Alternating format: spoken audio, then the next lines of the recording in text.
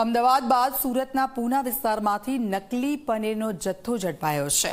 SOG પોલીસે દરોડા પાડ્યા હતા। A1 ડેરી ફૂડ નામની દુકાનમાં દરોડા પાડવામાં આવ્યા હતા, જ્યાંથી 329 કિલો પનીરનો જથ્થો કબજે કરવામાં આવ્યો છે। કડોદરા ચોકડી પાસે રોજ ઇકો ગાડી લઈને આરોપી પનીર લેવા જતો હતો। 200 રૂપિયા પનીર કિલો ખરીદતો હતો અને 220 રૂપિયામાં વેચતો હતો। રોજ આ રીતે 100 કિલો નકલી પનીરનું વેચાણ થતું હતું।